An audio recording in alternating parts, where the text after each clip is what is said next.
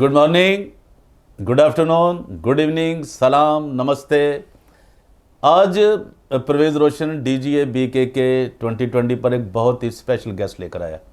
और वो गेस्ट जो है वो कोई छुपे हुए नहीं है, वो दुनिया में मारूफ शख्सियत के मालिक हैं। एक वकील हैं, एक सोशल एक्टिविस्ट हैं, एक सियासतदान हैं और एक बहुत बड़े लिखारी हैं, राइटर हैं। इंग्लिश, उर्दू, पंजाबी वो शायरी भी फरमाते हैं और हमें ये हमारी टीम जो है अधूरे लोग उसका वो एक बहुत बड़ा हिस्सा है और वो टीम जो स्टोरी बोर्ड जो उसका है उसको वो लीड उसके वो राइटर हैं। तो मैं आपको बताता चलूँ, ये सारी बातें हम उनसे करेंगे। मैं हाइल नहीं होना चाहता इस ज़्यादा वक्त के लिए, लेकिन मैं आज DGA BK के 2020 पर जनाब तारक सराज चौधरी साहब को वेलकम करता हूँ, खुश आमदीद करता हूँ। और आप देख रहे हैं कि उनका हमेशा की तरह मुस्कुराता हुआ फेस आज हमें ये बताएगा कि वो कितने दिलेर हैं और वो कितनी जुर्रत के साथ किसी भी चीज़ को टैकल करते हैं, हैंडल करते हैं। उनकी वकालत हो या सियासत हो या समाज के अंदर उनकी फ़ाइट हो मिनॉरिटीज़ के लिए, अक़लियतों के लिए। तो जनाब जज साहब आपको खुश आमदीद है DGA BK के 2020 पर, और हम आपको खुश आमदीद कहते हैं और वेलकम कहते हैं। जी, मैं बहुत ज़्यादा शुक्रगुज़ार हूँ DGA BK का। और अब मेरे बड़े भाई हैं जनाब परवेज़ रोशन साहब, आपका और मेरा जो साथ है, रिश्ता है, ये बहुत पुराना है और मैंने हमेशा आपको अपने बड़े बुज़ुर्गों में जगह दी है। और मेरी ये खुशकिस्मती है कि आज हम इकट्ठे बैठ के एक इकट्ठा प्रोग्राम कर रहे हैं और ख़ास तौर पर जिस मकसद के लिए हम आज इकट्ठे हैं वो बहुत ही उत्तम एक मकसद है, मिशन है, विजन है, सोच है। और उसके लिए सबसे पहले तो मैं आपको मुबारकबाद देता हूं कि आपने ये जो सोच अपनाई, पाकिस्तान में बसने वाली जो मजहबी अक़लियतें हैं उनकी आवाज़ जो है वो एक घुटन में से निकाल कर उसको पूरी दुनिया में, अक़वाम आलम में आम करने के लिए जो आपने जुबा उठाया है, मैं उसके लिए आपको मुबारकबाद भी देता हूं और आपको खराज तहसीन भी पेश करता हूं, क्योंकि ये कोई छोटा अमल या छोटा काम नहीं है और ना ही ये हर किसी के बस की बात है। क्योंकि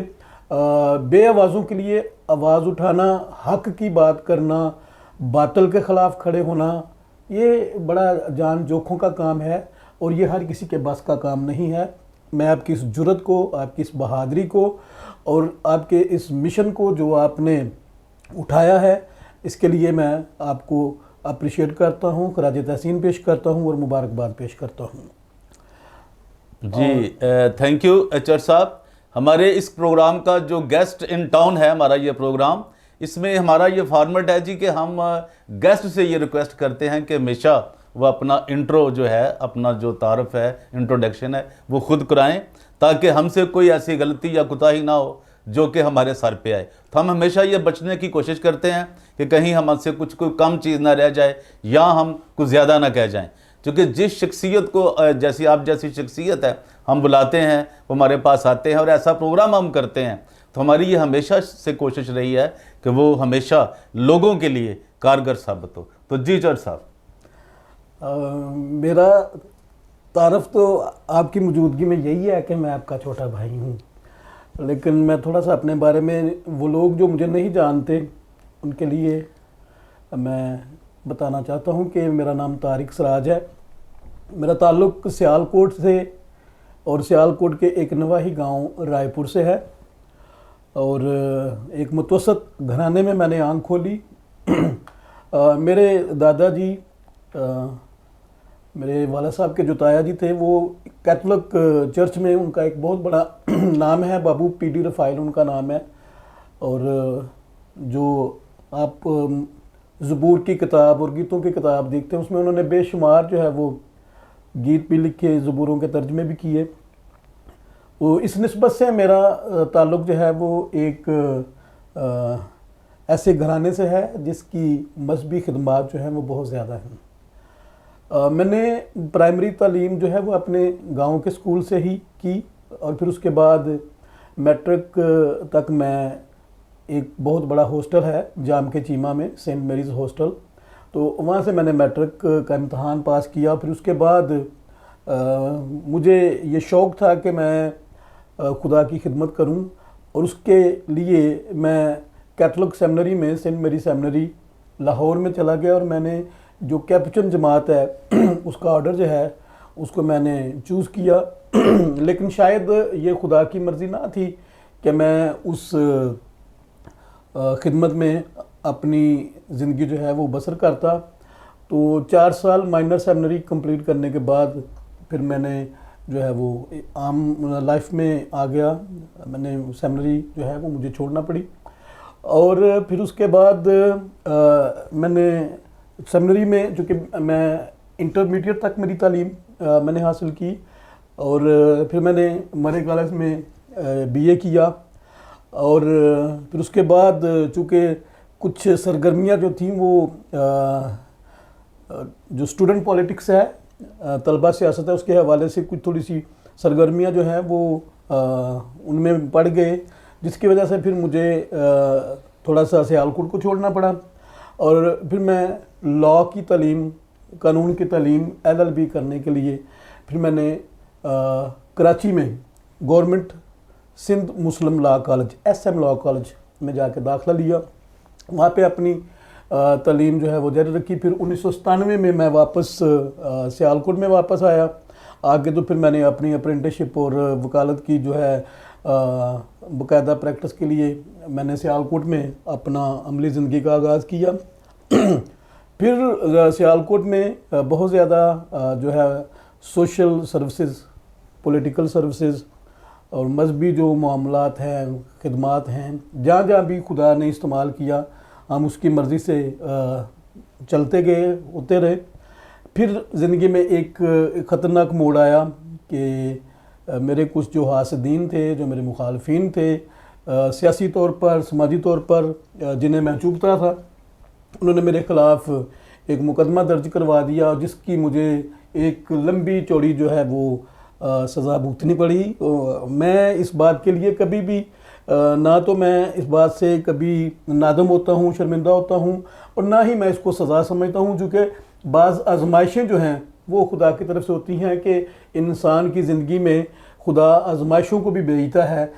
دیکھ سکے کہ آیا میرا بندہ جو خوشی میں، خوشحالی میں میرا شکر گزار رہتا ہے، کیا وہ تنگی میں، تکلیف میں، مشکل میں، مصیبت میں، پریشانی میں، بیماری میں، لاچاری میں، یا کسی بھی آزمائش میں وہ میرے ساتھ ثابت قدم رہتا کہ نہیں رہتا۔ تو میں خدا کا شکر ادا کرتا ہوں کہ اس نے مجھے اپنے ساتھ ثابت قدم رکھا، اور وہ ایک بڑا سختی کا، بڑا تلخی کا اور بڑا آزمائش کا وقت جو ہے خدا نے مجھے اس میں سرخرو ثابت کیا، اور آج میں اپنے خاندان میں، اپنے دوستوں ساتھیوں میں مل کے تو خدا کی شکر گزاری کرتا ہوں، اور جتنی بھی خدمت خدا نے میرے ذمہ لگائی ہوئی ہے، جتنے بھی کام خداوند نے میرے ذمہ لگائے ہوئے ہیں، وہ ہیومن رائٹ ڈیفنس کے ہوں، وہ لوگوں کے ساتھ ہونے والی جبر، ظلم، زیادتی، ناانصافی ہو، جہاں کہیں بھی خدا مجھے سمجھتا ہے کہ میں وہاں پر کارگر ثابت ہو سکتا ہوں، خدا مجھے بھیجتا ہے، اور میں اپنی استعداد کے مطابق، خدا کی دی ہوئی طاقت کے مطابق، خدا کی دی گئی وزڈم، عقل، فہم اور دانائی کے مطابق میں اپنی ذمہ داری پوری کرتا ہوں۔ کہاں تک کرتا ہوں یہ مجھے نہیں پتا، لیکن میں جتنی میری عقل ہے، جتنی میری سوچ ہے، جتنا میرا خیال ہے، میں وہ اپنی ذمہ داری ادا کرتا ہوں۔ باقی جو ہے وہ خدا جانے، اور وہ لوگ جن کے ساتھ ہم اپنا یہ کردار جو ہے نبھاتے ہیں وہ زیادہ بہتر، چونکہ لکھنے والا لکھ دیتا ہے، قارئین جو ہے وہ اچھے فیصلہ کرنے والے ہوتے ہیں، کام کرنے والا کام کرتا ہے، لیکن دیکھنے والے جو ہیں، جو نقاد ہیں، وہ بہتر سمجھتے ہیں کہ کام کسی نے اچھا کیا یا برا کیا۔ میں یہ سمجھتا ہوں کہ میں نے ابھی تک کوئی ایسا کام نہیں کیا جس پہ میں فخر کر سکوں یا میں کوئی بڑی اپنی وڈیائی کر سکوں۔ ابھی بھی میں یہ سمجھتا ہوں کہ مجھے خدا کہیں کسی مقصد کے لیے استعمال کر لے، تو میں اپنا دنیا میں آنے کا اپنا مقصد جو ہے وہ سمجھوں گا پورا ہو گیا ہے. تو میری ابھی بھی یہ خواہش ہے، میری ابھی بھی یہ ایک ادھوری خواہش ہے کہ خدا مجھے کسی اپنے ایسے کام کے لیے استعمال کرے جس پہ مجھے خود اپنے آپ پہ فخر ہو کہ میں نے کوئی ایسا کام کیا ہے جو میری دنیا میں آنے کا یا میری زندگی کا مقصد جو ہے جس میں پورا ہوتا ہو. تو یہ ایک میری خواہش ہے، ایک خواب ہے، جس کے لیے میں پھر سے آپ کو مطلب آپ کے اس اقدام کو قابل تحسین سمجھتا ہوں. ادھورے لوگ کی میکنگ کے لیے میں اپنے دیکھنے والے دوستوں ساتھیوں کو بتاتا چلوں کہ یہ ایک بہت بڑا میگا پروجیکٹ ہے، بہت بڑا پروجیکٹ ہے، اور یہ پاکستان کی تاریخ میں اپنی نوعیت کا یہ پہلا پروجیکٹ ہے، پہلی فلم ہے جس میں پاکستان کے قیام سے لے کے آج تک جو بھی مذہبی اقلیتوں کے ساتھ اچھا ہوا یا برا ہوا، جس طرح سے بھی ان کو اس وطن عزیز میں ٹریٹ کیا گیا، مینج کیا گیا، یا جس طرح سے بھی ان کے ساتھ سلوک کیا گیا، ہم اس پوری جو تاریخ ہے اس کو ایک فلم میں ساری تاریخ کا احاطہ کریں گے، اور اس میں ہم ایک ایک چیز جو ہے اس کے اوپر جو ہے یہ کہہ رہے ہیں کہ ہم دریا کو جو ہے کوزے میں بند کرنے کی کوشش کر رہے ہیں، بلکہ سمندر کو چلیے یہ آپ نے کہہ دیا، آپ چونکہ رائٹر ٹیم کے بھی اس میں شامل ہیں اور آپ بہت کچھ لکھ رہے ہیں، تو یہ ایک بہت بڑا جی ہم تو بہت، لیکن یہ جی پلیز کنٹینیو. تو میں اس بارے میں اپنے دیکھنے والوں کو یہ بات بتانا چاہتا ہوں کہ بہت سی ایسی چیزیں ہیں جو ہڈن ہیں، جو سارے لوگوں کو پتہ نہیں ہے، سارے لوگوں کو اس بات کا اندازہ یا احساس نہیں ہے کہ معاملات جو ہیں وہ کبھی کبھی کتنی سنگینی اختیار کر جاتے ہیں، کبھی کبھی چھوٹی سی بات جو ہے وہ بڑی تلخی اختیار کر جاتی ہے. تو اس ساری صورتحال میں ہم ان تمام حقائق سے، ان تمام باتوں سے اور ان تمام چھپے ہوئے جو راز ہیں ان سے پردہ اٹھانے کی کوشش کریں گے کہ کس طرح جو ہے وہ پاکستان میں بسنے والی جو مذہبی اقلیتیں ہیں کس طرح کے جو ہے وہ مسائل کا شکار ہوتی ہیں، کس طرح سے ان کو ٹریپ کیا جاتا ہے، کس طرح سے ان کے اوپر جو ہے وہ الزامات لگا کر، جھوٹے الزامات لگا کر، بھیجا الزامات لگا کر انہیں پھنسانے کے لیے کس طرح سے جال جو ہیں وہ تیار کیے جاتے ہیں، کس طرح سے انہیں پھنسانے کے لیے کہانیاں جو ہیں وہ ترتیب دی جاتی ہیں. پھر ان کہانیوں کی بنا پر صرف کسی ایک شخص کو نہیں بلکہ پوری بستی کو، پورے گاؤں کو، اور خاندانوں کے خاندانوں کو، قبیلوں کے قبیلوں کو، بلکہ پوری برادری کو جو ہے وہ نشان عبرت بنا دیا جاتا ہے. اور میں یہ سمجھتا ہوں کہ یہ بہت ضروری ہے ان چیزوں کو ہائی لائٹ کرنا، اور بہت ضروری ہے ان باتوں کے بارے میں آگاہی دینا، تاکہ لوگ جو ہیں وہ میکسیمم لوگ سمجھ سکیں. اور ہو سکتا ہے ان باتوں کی وجہ سے یا ان حقائق کی وجہ سے جن سے ہم پردہ پوشی کریں، جن سے ہم پردے اٹھائیں گے، بہت سے لوگ شاید اس سے سیکھ جائیں کہ ہم نے کسی اپنے غیر کرسچن بھائی سے، غیر مسیحی بھائی سے، یا کسی تگڑے ذمہ دار سے اس کو پیسے دے کے اس سے واپسی کا تقاضا نہیں کرنا.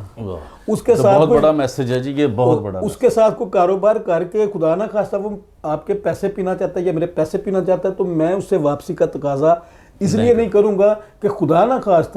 خواستہ میں اس سے پیسوں کا تقاضا کروں تو وہ میرے اوپر گستاخ رسول کا یا بلاسفیمی کا یا توہین مذہب کا یا توہین قرآن کا الزام لگا کر کہیں مجھے کسی ایسے جھوٹے مقدمے میں نہ پھنسا دے جو نہ صرف میرے لیے، میرے خاندان کے لیے، بلکہ میرے پورے گاؤں کے لیے، میری پوری برادری کے لیے، اور بلکہ اس سے بھی بڑھ کر پوری قوم کے لیے خدا نہ خواستہ تباہی کا سبب بن جائے.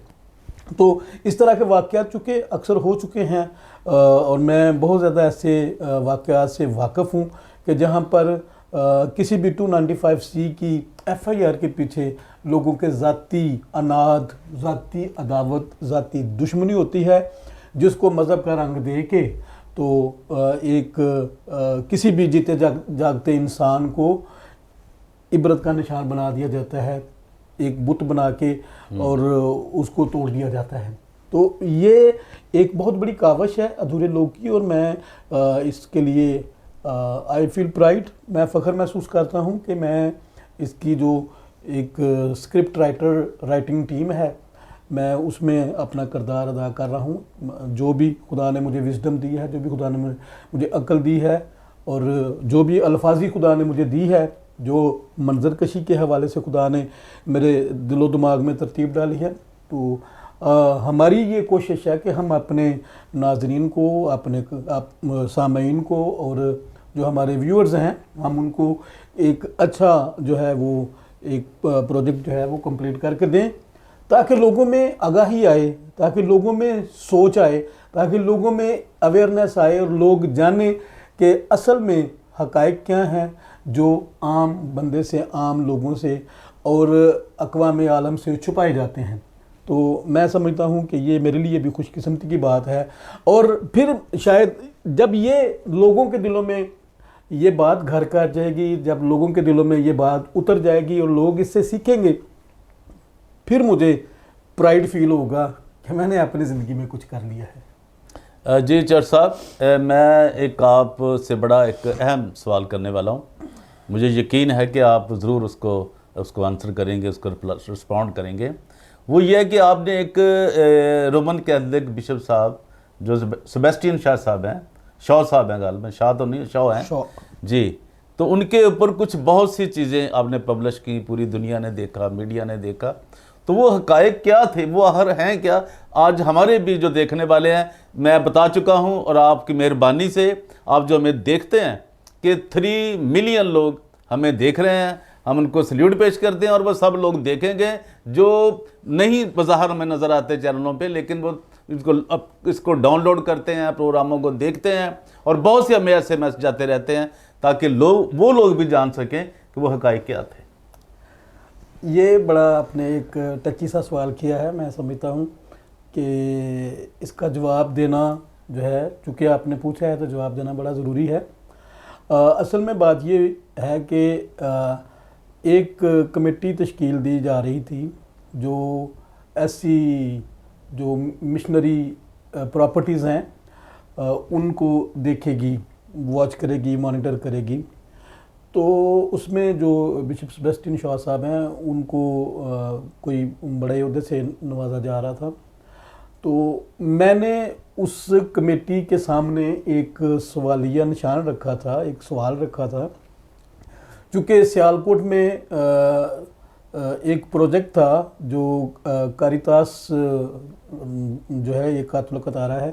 اس کا ایک پروجیکٹ تھا جس میں لوگوں کو پلاٹس جو ہیں وہ دیے گئے تھے 5 مرلے کے۔ تو وہ جو زمین تھی، اس زمین کے بارے میں کچھ میرے پاس اطلاعات آئیں، اور ہم نے پھر اس سلسلے میں بشپ صاحب سے ملاقاتیں بھی کی، کچھ 1-2 دوست تھے، ان کے لیے ہم نے ان سے پلاٹس وغیرہ جو ہیں ان کی بات بھی کی، انہوں نے دے بھی دیے۔ تو میں نے اس سلسلے میں یہ ایک بات کمیٹی کے سامنے یہ رکھی تھی، جو چاہ رہے تھے کہ بشپ صاحب جو ہیں اس کمیٹی کو ہیڈ کریں۔ تو میں نے کہا تھا کہ ایک بندہ جس کے اپنے ہاتھ جو ہیں وہ رنگے ہوئے ہیں اس طرح کے کام میں، تو اس کو ہم کیسے جو ہے وہ ہیڈ تسلیم کر لیں؟ دیکھیں، کوئی بھی کام کرنے کے لیے کسی بھی کام کا کوئی نہ کوئی میرٹ ہوتا ہے۔ تو میں نے اس حوالے سے ایک پوسٹ کی تھی، تو جس کے اوپر بہت زیادہ ناراضگیاں بھی ہوئی، لوگوں نے اپریشیٹ بھی کیا، لیکن میں یہ سمجھتا ہوں کہ کوئی بھی کام جب ہم کسی کے ذمہ لگاتے ہیں تو پہلے ہمیں اس کا کردار جو ہے وہ دیکھنے کی ضرورت ہے، اس کے بارے میں سمجھنے کی ضرورت ہے۔ ایک بندہ اگر خود ہی ناانصافی کرتا ہے تو ہم اس سے انصاف کی توقع نہیں کر سکتے۔ تو اس طرح کی وہ سچویشن تھی جس میں میں نے جو ہے وہ سارے جو ثبوت تھے اور سارے جو کاغذات تھے، وہ سارا کچھ آج بھی میرے خیال میں میرے فیس بک پیج پہ پڑا ہوا ہے۔ تو اس کا مقصد صرف یہ تھا کہ ہم جس کام کے لیے کسی کو مقرر کرتے ہیں یا تعینات کرتے ہیں، اس کے جو میرٹس اور ڈی میرٹس ہیں ہم ان کو دیکھ لیں۔ لیکن مثال کے طور پر ہم اگر اپنی قوم کے لیے، جیسے ابھی ہمارے جو پارلیمنٹیرینز منتخب ہوتے ہیں، تو اگر کوئی بندہ ڈیفالٹر ہے یا کوئی بندہ جو ہے وہ پہلے سے ہی کسی کام میں اس کی جو ہے وہ شہرت جو ہے ٹھیک نہیں ہے تو ہم اس کو کیسے پوری قوم کی جو ہے وہ باغ ڈور جو ہے وہ اس کے ہاتھ میں تھما سکتے ہیں. تو اس طرح سے کوئی بات تھی. ابھی مجھے کوئی اتنی واضح طور پہ یاد نہیں ہے, لیکن میں نے ابھی بھی میرے فیس بک پیج پہ وہ سارا مٹیریل پڑا ہوا ہے. اور یعنی آپ کے خیال میں جو کچھ آپ نے کہا وہ سچ ہے؟ جی میں نے سچ ہی بولا تھا اور سچ ہی کہا تھا. میں بالکل بھی کبھی بھی اپنی کسی بات سے میں پیچھے نہیں ہوتا. سچ ہی تو ہے ایک ہمارے پاس. اور دیکھیں خدا کے کلام میں بھی لکھا ہے کہ تم سچائی سے واقف ہو جاؤ, اور جب تم سچائی سے واقف ہو جاؤ گے تو سچائی تمہیں آزاد. اور میں تو آزاد ہونا چاہتا ہوں. پتہ نہیں کتنی زیادہ جو ہے وہ ہمارے اندر خامیاں ہیں, کوتاہیاں ہیں, لیکن اگر کوئی کوتاہی کوئی خامی جو ہے وہ ہم خدا کے کلام کے وسیلہ سے اپنی زندگی میں اس پہ قابو پا سکتے ہیں تو ہمیں یقیناً اس کے لیے محنت کرنی چاہیے, اس پہ سٹینڈ بھی لینا چاہیے. گڈ. تو جی چر صاحب میں چاہوں گا کچھ ہم ذرا یہ لائٹر موڈ میں بھی آئیں, اور چونکہ آپ شاعری کرتے ہیں تو میں چاہوں گا کہ ہمیں کچھ ایسی چیز سنائیں تاکہ جو ہمارے سننے والے ہیں ان کو زیادہ اچھا لگے کہ اور آپ کی جو مینٹلی اپروچ ہے سوچ کی, فکر کی اور جاننے کی, اس سے واقف ہو سکے. جی چر صاحب. شاعری بیسیکلی چونکہ میں مزاح کی شاعری نہیں کرتا, میں بڑی سنجیدہ سی میری شاعری ہوتی ہے اور اس میں بڑی سکیل سی ہوتی ہے جس میں جو معاشرتی ناانصافیاں ہیں, جو ظلم زیادتیاں ہیں, یا جو ایک بندے کی اپنی پرواز ہوتی ہے, ایک سوچ ہوتی ہے, ایک فکر ہوتی ہے, تو اس کے اوپر میں مطلب تھوڑا تھوڑا کبھی کبھی لکھتا ہوں. ابھی تو جو حالات چل رہے ہیں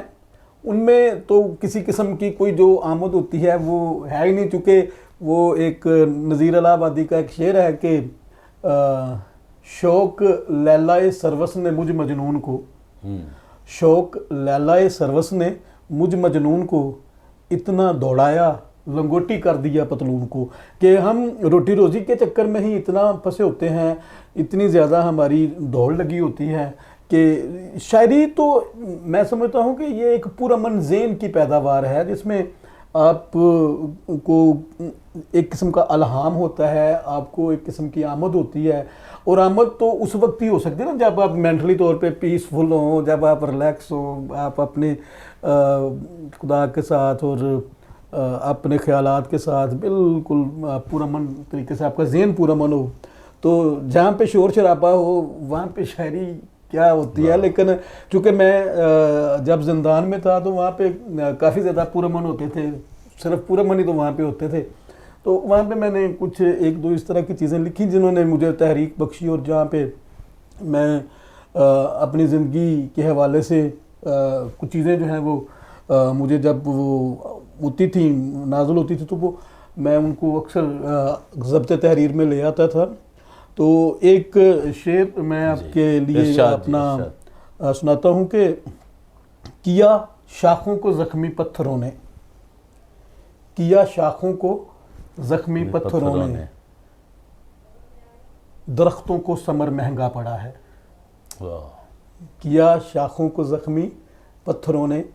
درختوں کو ثمر مہنگا پڑا. میاں محمد بخش صاحب کا اسی پیرائے میں ایک شعر ہے کہ لکھاں بیر بیری نو لگ دے تے ڈگ پیندے نے کچے, جڑے پکن نال محمد وہی کھاندے وٹے.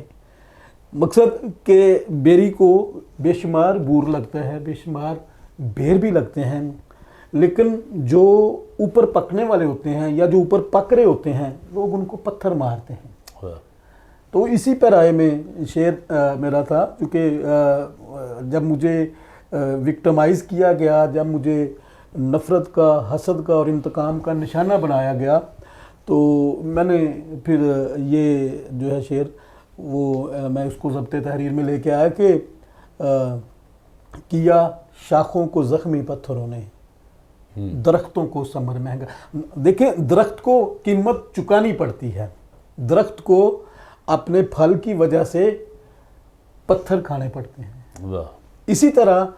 اگر آپ معاشرے میں کوئی اچھا کام کر رہے ہیں, بھلائی کا کام کر رہے ہیں, نیکی کا کام کر رہے ہیں, लोगों के काम आते हैं, लोगों के लिए आसानियां पैदा करते हैं, तो यकीनन आपकी मुखालफत जो है वो बहुत ज़्यादा होगी। लोग आप से हसद भी करेंगे, यकीनन वो जिनके लिए आप आसानियां पैदा करते हैं वो आपसे मोहब्बत करेंगे, लेकिन उसी मोहब्बत के इंतकाम में बहुत ज़्यादा लोग जो हैं वो आपसे नफ़रत करेंगे, क्योंकि आप सबके लिए एक जैसे नहीं हो सकते। लेकिन जिसके लिए आप जितने अच्छे होंगे वो आपसे उतनी मोहब्बत करेगा, लेकिन उस मोहब्बत की जो कीमत है वो आपको नफ़रत की सूरत में चुकानी पड़ेगी, कि चूँकि आप मुआशरे में बुरे काम करके देख लें, आपके हज़ारों दोस्त बन जाएंगे, लेकिन आप अच्छे काम के लिए निकलें, कोई आपके साथ नहीं चलेगा, क्योंकि अच्छे होने के लिए कीमत अदा करनी पड़ती है।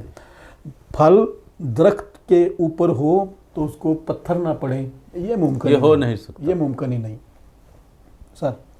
जी जज साहब, और कोई आप कहना चाहते हैं तो हम आपके शुक्रगुजार हैं। आपके दिल में जो भी बात आती है यहाँ के विज़िट के हवाले से, आप अधूरे लोग की टीम को कुछ कहना चाहते हैं, क्योंकि हम बहुत ज़्यादा वर्क कर रहे हैं उस पर, और बहुत सी चीज़ें, बहुत से ममालिक इसमें इन्वॉल्व हैं,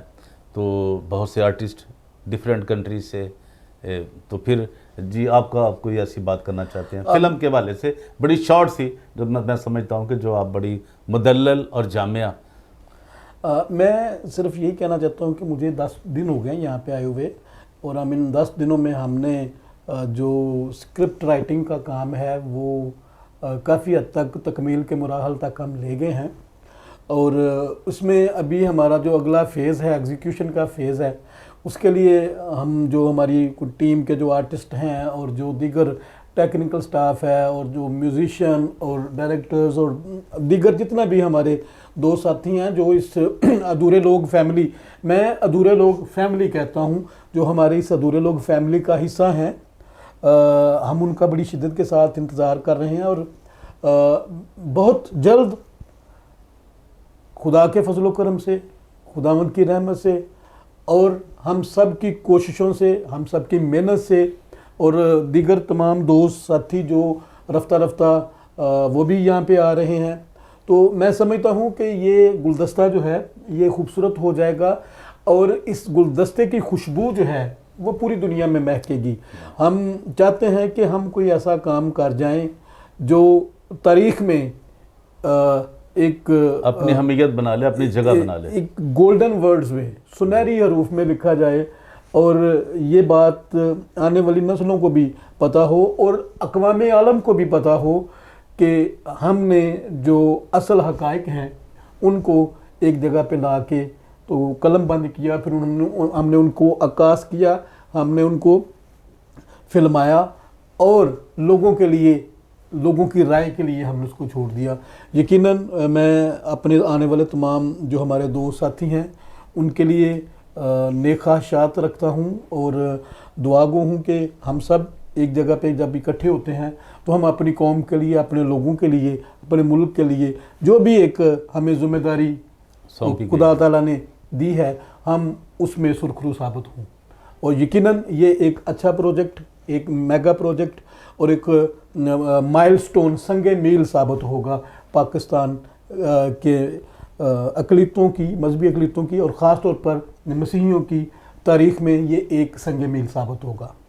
thank you very much Chaudhary Tarak Seraj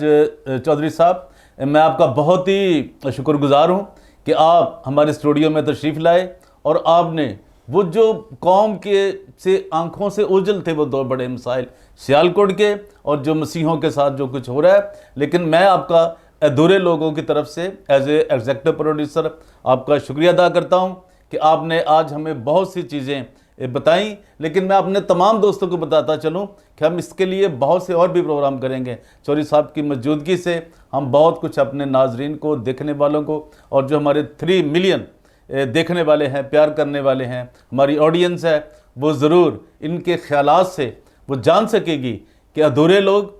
क्यों हम कहते हैं अधूरे लोग, और जो अधूरे लोग फैमिली है ये कितनी बड़ी फैमिली है। ये बिल्कुल ये पूरे ग्लोबल में जिसका एक नक्शा है ग्लोबल का उसमें फैली हुई है, और ये तमाम उन मसाइल को उजागर करेगी जो अधूरे लोगों को पेश हैं। आज के लिए इतना ही, और परवेज़ रोशन को दीजिए इजाज़त, और जो नए गेस्ट के साथ بلکہ ہم ابھی تو ہمارے پاس یہی موجود ہیں، لیکن نئے گیسٹ کے لیے بھی آپ انتظار کیجئے، ہم آپ کو ایک اور بہت اچھا پروگرام دینے والے ہیں۔ Thank you very much, God bless you all, اور پرویز روشن کو دیجیے اجازت۔